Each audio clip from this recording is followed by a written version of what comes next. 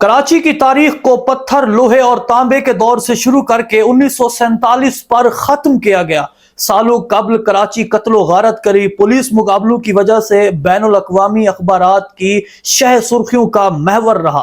35 साल तक ये दौर जारी रहा। बिल आखिर जब ये खून आशाम शाम छटी और ये स्याह दौर खत्म हुआ तो उसके बाद बदकिस्मती से कराची डाकुओं के हत्थे चढ़ गया और आज पूरे का पूरा कराची डाकू राज के हवाले है।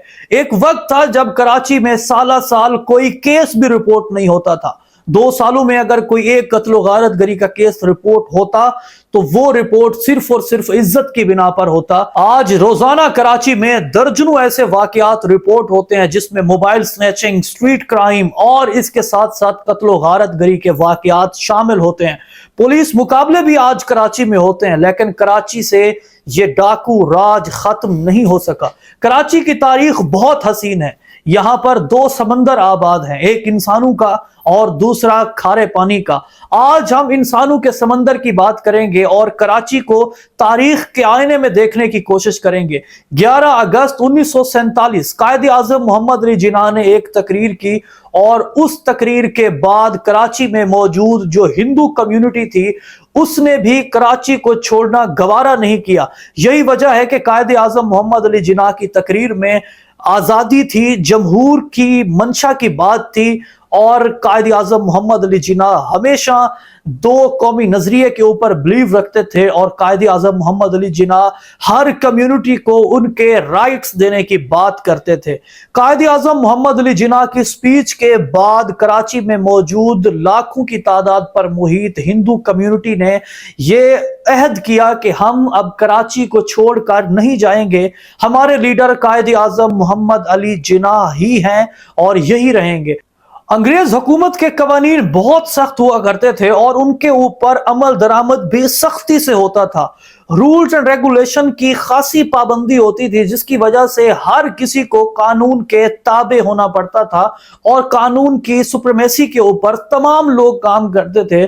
चूंकि एक ब्रिटिश दौर गुजर रहा था और इस वजह से वहां पर मौजूद जो लोग थे उनके अंदर ना फकत एक दूसरे का एहतराम ख्याल करना बल्कि कानून की पासदारी भी लाजिम समझी जाती थी।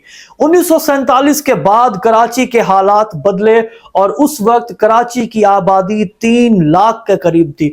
देखते ही देखते ये आबादी कुछ महीनों के अंदर बढ़ के 11 लाख हुई और आज कराची की आबादी 3 करोड़ से जायद है।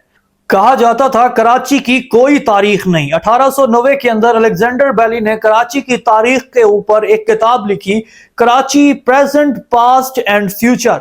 इसको कराची की उस वक्त की ऑथेंटिक तसानीफ समझा जाता था।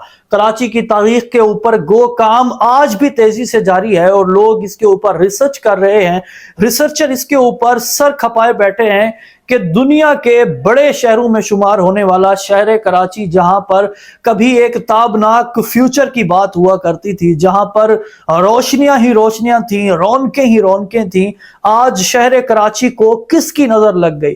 कराची की तारीख के ऊपर अगर हम बात करें तो बहुत सारे मुअर्रिख ने कराची को एक्सप्लोर करने की कोशिश की है। 1947 में महमूदा रिजविया ने उस वक्त कराची के हालात के ऊपर मलकाए मशरिक नामी एक किताबचा लिखा। फिर अजीमुशान हैदर ने कराची को एक्सप्लोर करते हुए कराची की तारीख पर कराची यूनिवर्सिटी से पीएचडी किया। उनके मकाले में हिस्ट्री ऑफ कराची है। इस किताब में कराची की तारीख को ब्रिटिश दौर से शुरू किया गया, मगर इससे पहले कराची की तारीख का कोई जिक्र मौजूद नहीं था। गुज़िश्ता चंद महीनों से कराची में स्ट्रीट क्राइम के अंदर बेशबहा इजाफा हुआ, जिसमें हमने देखा कि गुज़िश्ता चंद महीनों के अंदर ही सिर्फ कराची में दर्जनों नौजवानों को कत्ल किया गया, जिसमें बेशतर नौजवान ऐसे हैं जो ना फकत गोल्ड मेडलिस्ट हैं बल्कि इसके साथ साथ अपने खानदान के वाहिद कफील भी हैं। और इसके साथ साथ इन नौजवानों ने जिस भी तालीमी इदारे से अपना तालीमी कैरियर शुरू किया उन तालीमी इदारों में ये नौजवान टॉप पोजीशन पे रहे हैं, गोल्ड मेडलिस्ट भी हैं। और इसके साथ साथ इन नौजवानों में खासी तादाद इंजीनियर, डॉक्टर्स की भी है। कराची में कत्ल होने वाले नौजवानों के कातिल का नाम मिलना ये एक बहुत बड़ा सवालिया निशान है कि जिसके आगे कराची के اندر رہنے والے گورنر سندھ جو ہیں کامران ٹیسوری، انہوں نے بھی اپنے دونوں ہاتھ کھڑے کر دیے ہیں اور انہوں نے بھی مطالبہ کیا ہے کہ کراچی کے اندر قتل ہونے والے جو نوجوان ہیں ان کے قاتلوں کو نہیں چھوڑا جانا چاہیے۔